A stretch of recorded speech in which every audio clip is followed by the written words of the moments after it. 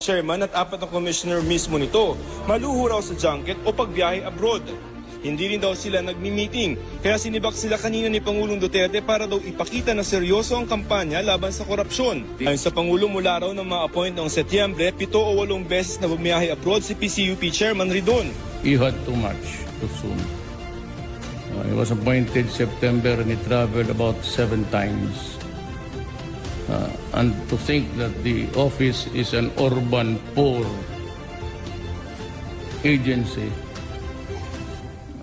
I simply cannot.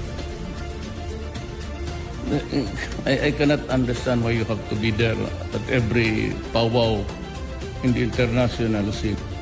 Chairman at 4 na commissioner mismo nito, maluho raw sa junket o pagbiyahe abroad. Hindi rin daw sila nagmi-meeting, kaya sinibak sila kanina ni Pangulong Duterte para daw ipakita na seryoso ang kampanya laban sa korupsyon. Ayon sa Pangulo, mula raw ng ma-appoint noong Setyembre, 7 o 8 beses na bumiyahe abroad si PCUP Chairman Ridon. He had too much too soon. He was appointed September and he traveled about 7 times. And to think that the office is an urban poor agency, I simply cannot.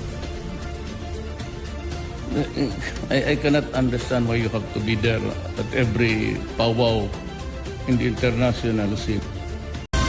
Inalis sa pwesto ni Pangulong Rodrigo Duterte sa Presidential Commission for the Urban Poor, Chairman Terry Ridon at mga commissioners na ahensya dahil sa sunod-sunod na biyahe sa ibang bansa gamit ang pondo ng gobyerno. Makibalita tayo kay Rosalie Cos. Mismo si Pangulong Rodrigo Duterte ang nagkumpirma na tinanggal na niya sa pwesto ang chairman ng Presidential Commission for the Urban Poor na si Terry Ridon at mga kasama nitong commissioners dahil sa junkets. Dagdag pa ng Pangulo, maraming beses na nagbiyahe si Ridon kahit katatalaga pa lamang sa pwesto, subalit iilang beses pa lamang na nagko-convene ang komisyong kanyang pinamumunuan. Ginawa ng Pangulo ang pahayag ng pangunahan nito ang awarding ceremony para sa mga child-friendly municipalities at cities sa bansa sa Malacanang kahapon. Ako naman, no personal reasons really to fire him except that he had too much too soon. He was appointed September and he traveled about 7 times. And to think that the office is an urban poor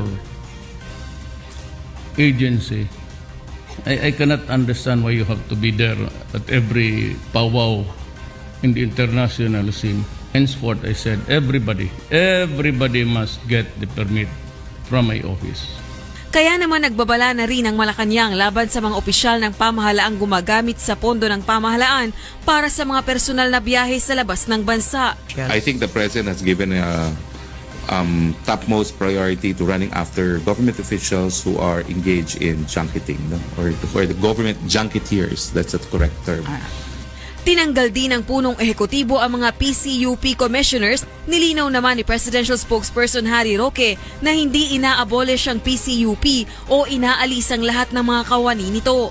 Samantala, itinanggi naman ang Malacanang na sinibak ng Pangulo si Ridon dahil sa naging ugnayan nito sa mga makakaliwang grupo. Ayon naman kay Ridon, otorisado ng Office of the President at may rekomendasyon din ng Office of the Cabinet Secretary ang kanyang mga biyahe kabilang na ang international conferences na may kaugnayan sa issue ng urban poor. Rosalie Cos, UNTV News and Rescue, Malacanang.